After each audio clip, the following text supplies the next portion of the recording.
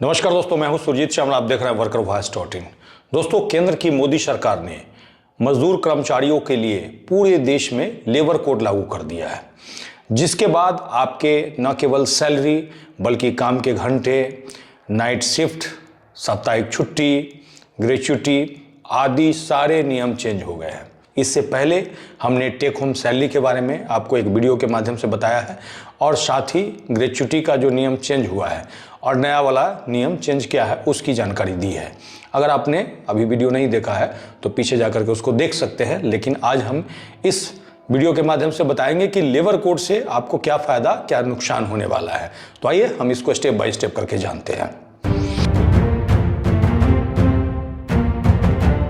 दोस्तों, आपको बता दूं कि हमारे देश में जो मजदूर कर्मचारी काम करते हैं उनको प्रोटेक्ट करने के लिए, उनको अधिकारों की रक्षा के लिए हमारे देश में अभी तक 44 श्रम कानून बने हुए थे, जो कि पीछे हमारे पूर्वजों ने लड़ करके और ये अधिकार लिए थे। और इस तरह से जो भी आप काम कर रहे थे उसके लिए अलग अलग नियम तय किया हुआ था और उसी को समाप्त करके 29 जो कानून है उसको समाप्त करके अभी लेबर कोड में बदला गया है और वो अभी आपके देश के अंदर लागू हो चुका है, पूरे देश में लागू हो चुका है, जिसके तहत सरकार के द्वारा यह दावा किया जा रहा है कि ये मजदूरों के फायदे में होगा।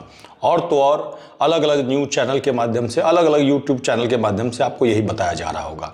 लेकिन आज जो हम जानकारी लेकर के आए हैं उससे न केवल आप इसकी हकीकत जान पाएंगे बल्कि खुद से भी आकलन कर पाएंगे कि क्या आपके ये पक्ष में है या विपक्ष में। सबसे पहले केंद्र सरकार की तरफ से ये दावा किया जा रहा है कि सभी मजदूरों के लिए हमने न्यूनतम वेतन का अधिकार दिया है।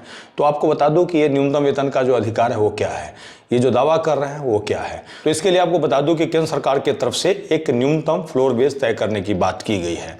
कहने का मतलब एक ये फ्लोर वेज तय कर देंगे और पूरे देश के अंदर हर राज्य सरकार उस वेज से कम अपना स्टेट का वेज नहीं रख सकती है।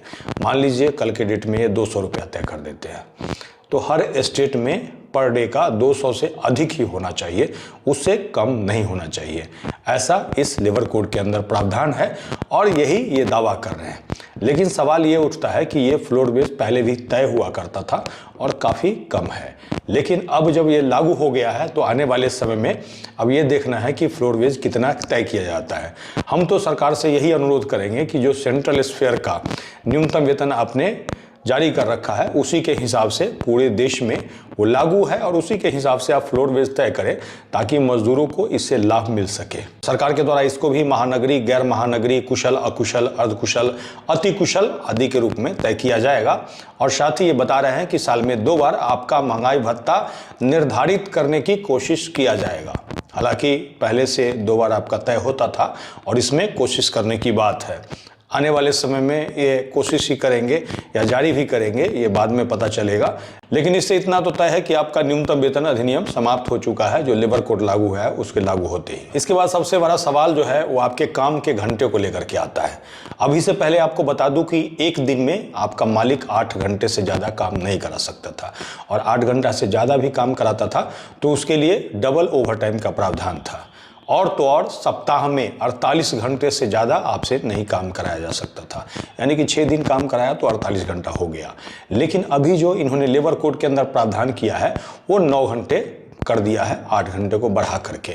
और साथ ही ये भी कह रहे हैं कि सप्ताह में 48 घंटा ही रहेगा। साथ ही उसी लेबर कोड के अंदर ये भी कह रहे हैं कि एक दिन में जो समय का विस्तार यानी कि कार्य का जो विस्तार है वो 12 घंटे तक ही हो सकता है। कहने का मतलब 12 घंटे तक आपसे काम ले सकते हैं। कहने का मतलब अलग अलग न्यूज़ चैनल के माध्यम से, अलग अलग न्यूज़ पोर्टल पे आप जो सुन रहे होंगे 4 दिन काम और 3 दिन आराम, इसी के तहत है। कहने का मतलब 12 चौक 48 घंटा हो गया और 3 दिन रेस्ट। लेकिन क्या ऐसा संभव है? क्योंकि आप में से बहुत सारे लोग अगर 12 घंटा काम करेंगे तो बाकी काम कब करेंगे, एक बार आप सोचिएगा।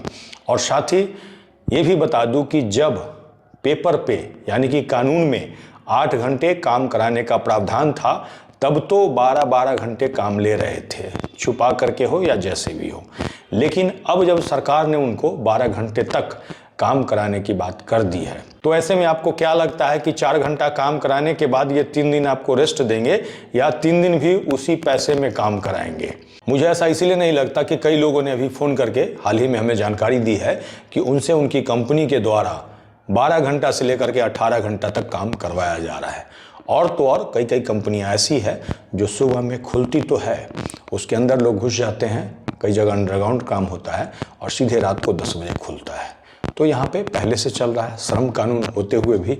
और पीछे कई सालों से अगर आप देखते होंगे, जब से मोदी जी की सरकार आई है तो श्रम कानून में इतना ढील दे दिया गया है कि कहीं भी लेबर विभाग आपका सुनता ही नहीं है। उसके बाद काम के घंटे के बाद अगर आप देखिएगा तो साप्ताहिक छुट्टी देने का ये दावा कर रहे हैं, जबकि साप्ताहिक छुट्टी का मतलब इन्होंने ये कहा है कि सप्ताह में एक दिन यानी कि संडे को आपको छुट्टी दिया जाएगा।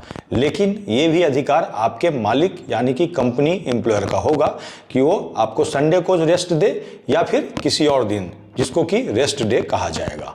अब ऐसे में ये देख लीजिए कि अगर 12 घंटा तक काम करवाएंगे, 4 दिन काम करवाएंगे और यहाँ पे साप्ताहिक छुट्टी एक दिन की ही बात कर रहे हैं, तो यहीं पे स्पष्ट हो गया कि आने वाले समय में आपकी मुश्किलें शुरू होने वाली है। इसके बाद एम्प्लॉयर के द्वारा जो नाइट शिफ्ट के बारे में पूर्व से कर्मचारियों को सूचना देनी है और साथ ही जो मैक्सिमम टाइम यानी कि 16 घंटे तक तय किया गया है, उसका कड़ाई से पालन होना चाहिए, ऐसा बताया गया है। और इसके साथ ही आपको बता दूं कि महिला कर्मचारियों को नाइट शिफ्ट अलाउ कर दिया गया है।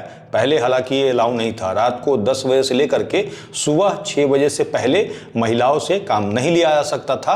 और तो और किसी ऐसी परिस्थिति में जब महिलाओं से काम कराना उनको ज़रूरी है तो वे क्या करते थे, लेबर विभाग से परमिशन लेते थे और साथ ही महिला का जो पिक एंड ड्रॉप की जो फैसिलिटी है नाइट शिफ्ट में उनको देनी पड़ती थी।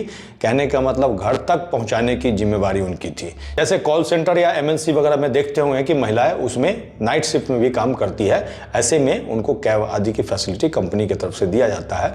उस परिस्थिति में उनको परमिशन वगैरह लेबर विभाग से लेना पड़ता है। तो एक तरह से इन्होंने मुश्किल खड़ी कर दी है महिलाओं के लिए कि उनसे अब ज़बरदस्ती काम नाइट शिफ्ट में लिया जाएगा और हो सकता है उनको कोई सुरक्षा भी मुहैया नहीं कराए, हो सकता है उनको कैब की फैसिलिटी भी नहीं दे और कैब की फैसिलिटी दे दे तो उनके सैलरी से पैसा काट ले।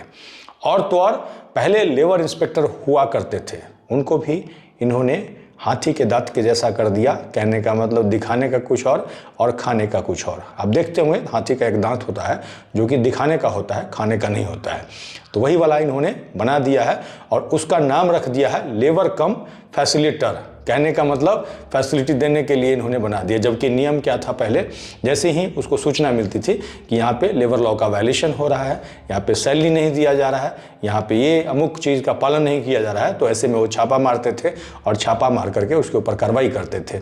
कई बार ऐसे भी इंस्पेक्शन कर लेते थे जा करके, जैसे बाकी जगहों में आप देखते हो कि बहुत सारी जगह ऐसे है जहाँ 12 घंटे काम करवाए जाते थे, तो ऐसे में छापा मारते थे और जो भी रूल एंड रेगुलेशन है उसमें वायलेशन पाया जाता था, मालिक के ऊपर FIR करते थे, उनके ऊपर जुर्माना करते थे। लेकिन ऐसे में मोदी सरकार जब 2014 में बनी थी तो उसी समय लेबर लॉ को एक तरह से कमज़ोर कर दिया गया मालिकों के हित में।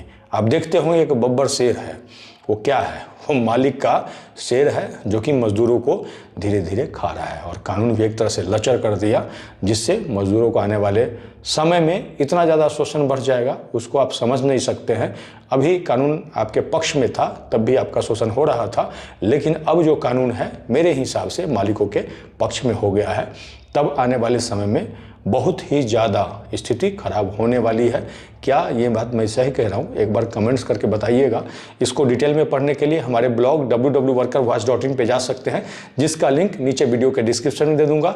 अगर आप हमें फेसबुक पे देख रहे हैं तो पेज को लाइक करेंगे, यूट्यूब पे देख रहे हैं तो चैनल को सब्सक्राइब करेंगे, वीडियो को अधिक से अधिक शेयर करेंगे ताकि अधिक से अधिक साथियों तक जानकारी पहुँच पाए।